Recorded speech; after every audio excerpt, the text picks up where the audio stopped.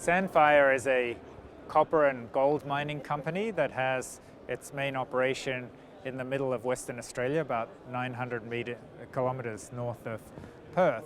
And it's a very exciting project. It's about a 19 megawatt diesel-fired facility, a diesel capacity facility.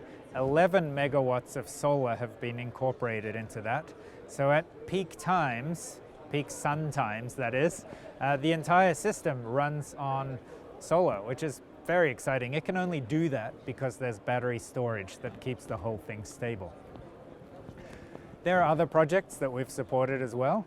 The other main one is Rio Tinto's Weipa bauxite mine. So it's bauxite mining, processing, a port, and a township.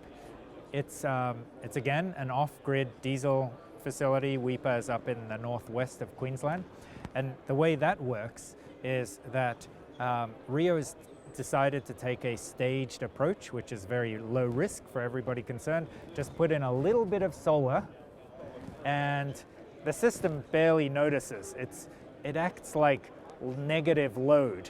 So what is negative load? It's like turning off a bit of equipment, but in this case you're plugging in a bit of generation. So when the sun's out, it just takes a bit of load off the diesel and it uses less diesel fuel, which of course is a nice thing because in that location they actually have to bring the diesel in by boat, and there's carbon emissions and storms that stop the boat getting in, and they have diesel tanks that sometimes leak, and so there's all sorts of benefits to that. But it's only a small penetration into the diesel. The second stage would be much bigger. So they'd actually perhaps displace up to 50% of the diesel. And you can fast forward 20 or 30 years, this is exactly how it's going to take place. People will put in small systems that displace a little bit of diesel to learn and to get comfortable, and then they're going to increase the amount of solar or wind. They'll have to have batteries because those energy sources aren't on all the time, and then over time you'll get to close to 100%. There are many, many advantages to renewable energy in remote areas, including in mines. So one is cost. Now, if you put in a lot of renewable energy relative to your requirement for energy, so say 50% or 70%, it's going to be insanely expensive. But if you put in just 10% or maybe 20%, that's actually going to save you money probably, especially against the cost of diesel. So that's advantage one. Second advantage is the predictability of the price, right? So the price of diesel goes like this, and the price of gas is mostly going like this. So either way, you don't want to be exposed to that. Renewables, once you've figured out what the cost is, so the solar or the wind, you build it, and then there's no more cost. The sun is free, the wind is free. So it's you know exactly what it's going to cost you up front, and it's going to be locked in for a long period of time. These systems typically last 20 or 30 years, so it's very long lifetimes.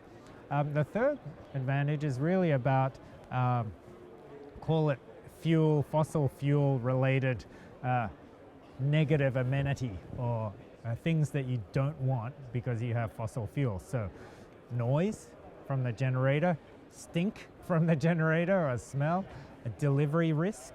So this is truck drivers crashing, getting bogged in the mud during the wet season, getting caught in floods, not being able to get through, and then storage of that diesel. So there are some communities that get cut off for long periods of time in the wet season. They have to have 3 months of storage of fuel. So imagine the giant tanks they have. The tanks can leak, they need maintenance, and it's expensive, right? Because you've got all that capital tied up in diesel just sitting there doing nothing.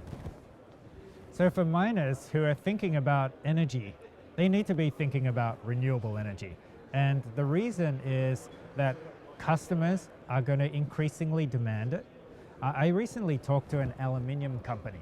So aluminium companies, they sell metal to big industrial companies. You wouldn't think that anyone involved would really care too much about the carbon or the climate change, but they do. Their customers, so the industrial customers, of the aluminium company, they care about the carbon content of their metal.